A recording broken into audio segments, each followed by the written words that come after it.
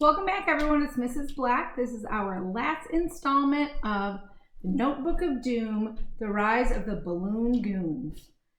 Again, as a reminder, May 3rd, Troy Cummings will be coming to Beecher Elementary School. You have the opportunity to meet him and buy some of his books and maybe get them signed.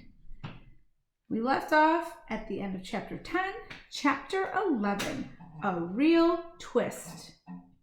All right, Rip. Get it over with, Alexander said. Throw something at me or call me names or whatever so you can go home. Sounds like fun, Rip said. But that's not why I'm here. I actually came to tell you, he slurped some punch, that I believe you about the monsters. Alexander was speechless. Did you hear me? Said Rip. So wait, Alexander said. Are you the one who wrote the note on that napkin yesterday? Rip looked confused. Napkin? No, I thought you were nutso then. But as I was walking home from school, I passed one of those balloon things, a big orange cactus. It gave me a funny look. So I started throwing rocks at it. It caught one of my rocks and threw it back at me. Look! He rolled up his sleeve. There was an ugly red scrape between some of his fake tattoos. Whoa, said Alexander. Yeah, said Rip. And then the thing started chasing me. I ran home. I tried to tell my parents, but they didn't believe me. I still had your stupid invitation in my pocket, and I remembered what you'd said in class. So I came here. Rip rolled his sleeve back down. Your front yard is crawling with those things. I had to sneak around them. Who can we tell about the balloon goons? Said Alexander. They looked at the two grown-ups at the party, Alexander's dad, who was fussing with the bouncy castle, and the nervous clown. Let's try the clown, Alexander said.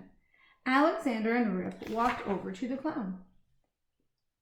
The clown wore a fake bald cap and big pointy shoes. A smile was painted on his face, but he didn't look happy. He was blowing up a balloon.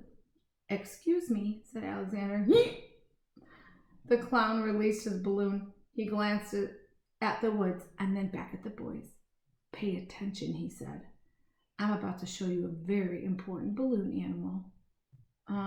Okay, said Alexander. The clown blew up a long, skinny balloon. Now watch. He held the balloon by one end and twisted the other end around. Left, right, left. Down, around, pull. He gave the balloon one last tug. Ta-da! What is it? Asked Alexander. One big knot? No, a mangled pretzel, said Rip.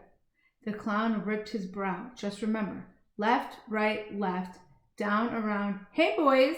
Alexander's dad jumped out from behind a shrub. The clown shrieked, dropping his balloon knot. The balloon popped, and the clown shrieked again. Alexander's dad laughed. That guy's a hoot. Yeah, he's crazy, all right, said Alexander, peering into the woods. Chapter 12, Clowning Around. I've got terrible news, said Alexander's dad. I can't get this bouncy house all the way aired up. He pointed to a poster on a nearby tree. But here's something even better. Pin the tail on the donkey. He held up a cardboard tail attached to a long, sharp pin. That looks dangerous, said the clown, taking a step back. Alexander's dad removed his tie. Nope, he said. Here, blindfold me. I'll show you. The nervous clown tied the blindfold. Then Alexander's dad spun around the tree 3 times. He smiled and began marching in a straight line, away from the donkey. Dad, Alexander sighed. I can do this, his dad said. Watch the master. Alexander, Rip, and the clown all watched Alexander's dad walk across the backyard and around the corner of the garage. The clown tugged nervously on his suspenders. Maybe we should practice more balloon animals until your dad comes back. Rip elbowed Alexander in the ribs. Tell him, Salamander. Mr. Clown, said Alexander, you know those balloons in my front yard? Yes, he said. I know this sounds crazy, Alexander said, but Rip and I, he leaned in, we think they're alive. They're monsters. I believe you, Alexander. I'm the one who wrote on the napkin. Huh? Said Alexander. Wait, you were in the cafeteria? The clown looked straight at the boys. And even if I didn't believe you before, he whispered, turn around slowly.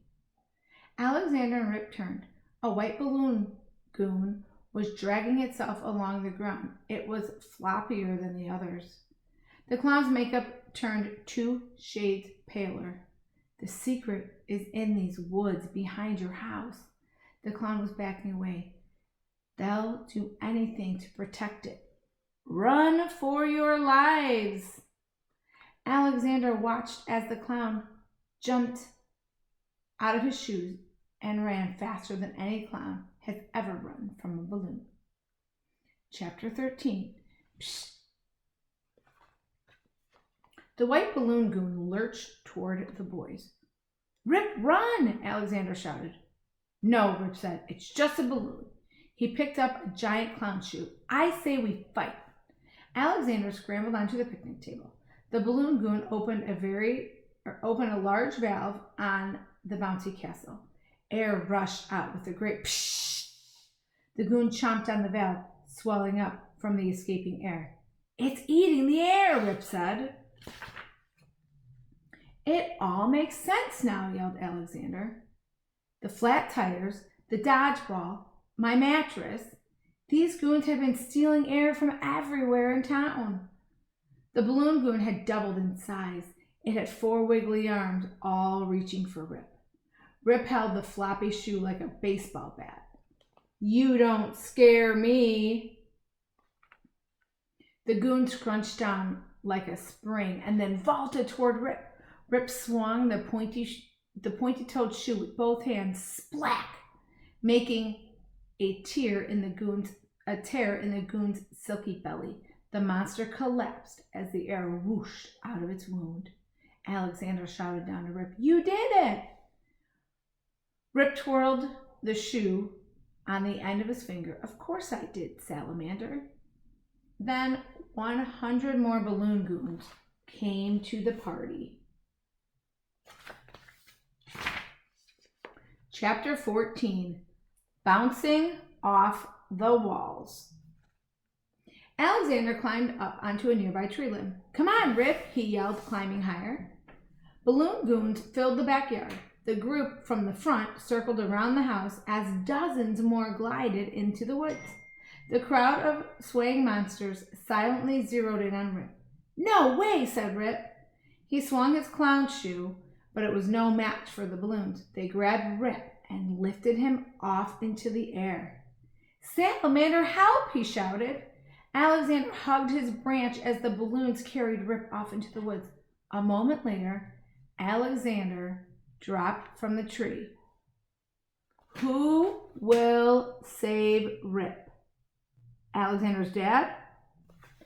Nope. He wandered off wearing a blindfold. The nervous clown? Nope. He ran away crying. Stanley the steam shovel? No imaginary cartoon characters. Alexander? Yes, he's the only one around. Alexander trailed the balloon goons as they marched through the woods. Then he gasped. Before him stood the largest bouncy castle ever built. It was the size of a real castle with towers, battlements, even a drawbridge, except the entire thing was made of rubber. The balloon goons dragged Rip into their bouncy fortress, leaving the drawbridge open. Alexander stepped onto the drawbridge. It wobbled slightly. He took a breath and entered the gate. It was dark inside. Alexander could hear faint shh, shh sounds as though the walls were breathing. There was no sign of Rip or any balloon goons. Walking was tricky, so Alexander tried jumping. The springy floor launched him up to the ceiling. He rebounded off the wall and bounced down the hallway. Alexander bopped his way through the maze of passageways. He got lost a few times, but eventually found himself in the heart of the fortress. It was an enormous room with no ceiling, just the blue morning sky. In the middle of the arena, a kid was tied to an inflatable post. Alexander leaned over. "Rip, you're alive!" Rip smiled. "Salamander, untie me." Alexander worked at the knots. "Why did they bring you into their fortress?" "Fortress?" Rip snorted. "The place is a factory. While you were playing hopscotch, they brought out 1,000,000 baby balloon goons and forced me to blow them up. I ran out of breath. They tied me up." "Is that their secret?" Alexander asked. "They're building an army?" He loosened one knot, but there were dozens to go. Just imagine, no pool toys, no bikes, and he swallowed. "No whoopee cushions. We have to stop them." The ground began to quiver. Alexander heard a low rumbling, like hundreds of basketballs being dribbled at once. An army of angry balloon goons swarmed in from all sides. The boys were surrounded. Chapter 15, Ready or Not, spelled with a K. "Hold still," said Alexander. "It's no use," said Rip. "There are too many knots." More balloon goons were pouring in from the room. Alexander had to think fast. He jumped straight up, came back down, and then bounced higher. He came down a second time and a third until he shot up above the tallest goon. They wobbled in place, their eyes fixed on the leaping boy. Alexander bounced higher yet. From way up there, the goons looked small, harmless even. "Heads up!" shouted Rip. Alexander saw the green hour dust balloon from the corner of his eye. It twirled something on the end of a string that he let fly.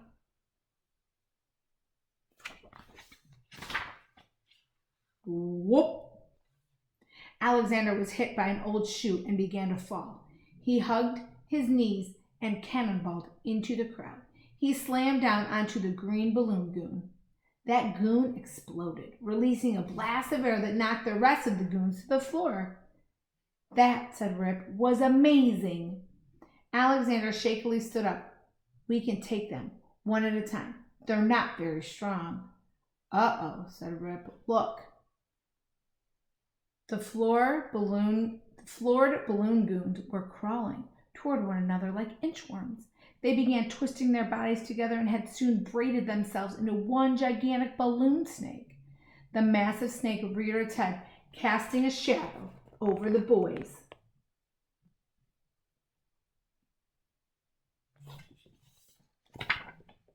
Chapter 16, The Point.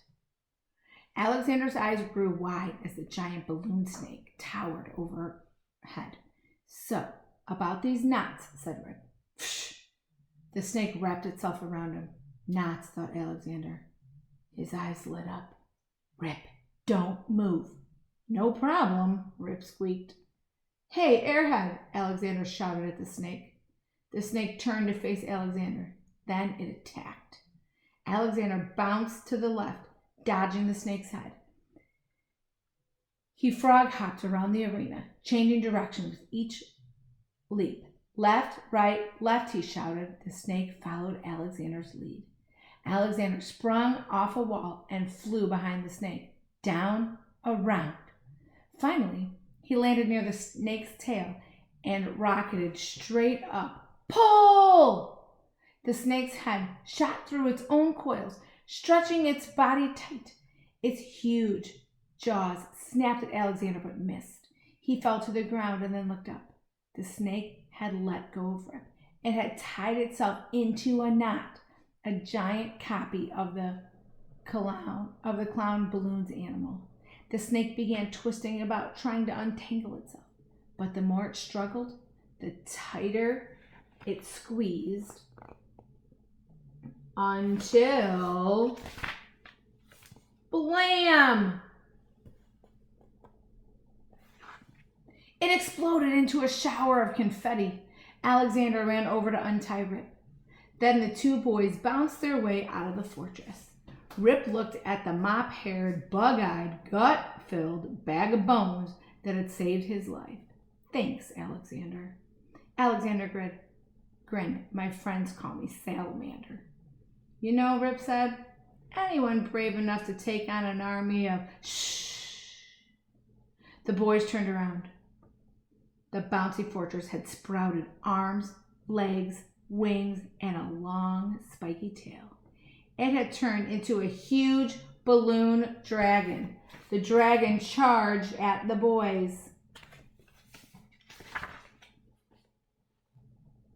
The dragon zoomed up into the sky like the world's loudest whoopee cushion.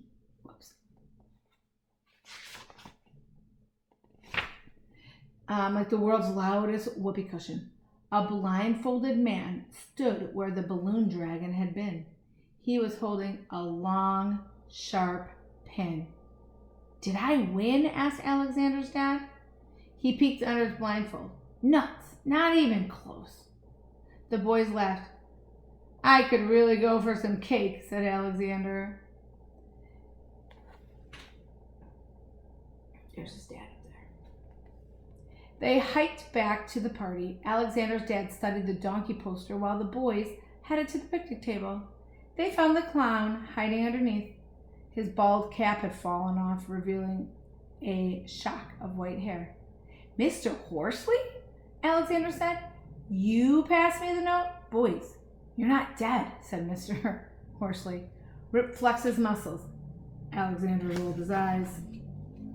Mr. Horsley climbed out from underneath the table. Does this mean you know about the other monsters? He said. Rip looked around.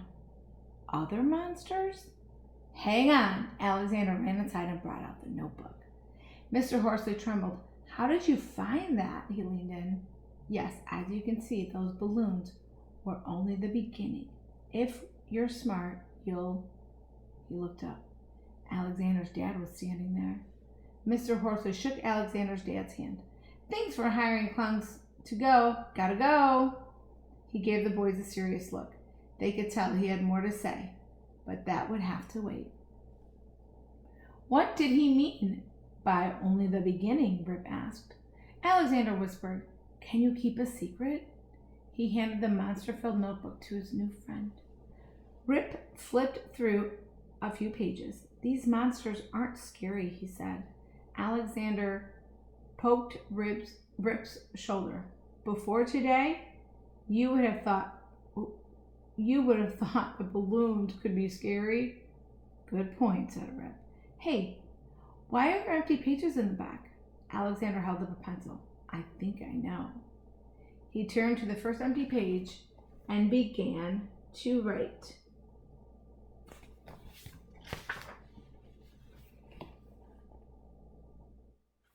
Balloon Goon, a tall, wiggly creature that is full of air. Most people pass right by these monsters without giving them a second glance. Habitat. Balloon goons dance in front of used car lots, diners, and construction sites. They sometimes build balloon fortresses where they can hang out. Shh. Balloon goons are totally silent creatures. Diet. A balloon goon eats air that it steals from things like footballs, whoopee cushions, and air mattresses. Behavior. An army of balloon goons can twist together to form a giant, balloony snake monster. Warning. Carry a pin if you think a balloon goon is nearby. They'll really get the point. The end. And here's a page about Troy Cummings. Troy Cummings has no tail, no wings, no fangs, no claws, and only one head. As a kid, he believed that monsters might really exist. Today, he's sure of it. Behavior. This creature tromps around until way past midnight, writing books, designing jigsaw puzzles, and drawing birthday cards. Habitat. Troy Cummings lives in Greencastle, Indiana, with his wife and hatchlings. Diet. Malted milk balls. Evidence. Few people believe that Troy Cummings is real. The only proof we have is that he supposedly wrote and illustrated The Eensy Weensy Spiders, Freak Out, and Giddy Up Daddy. Warning.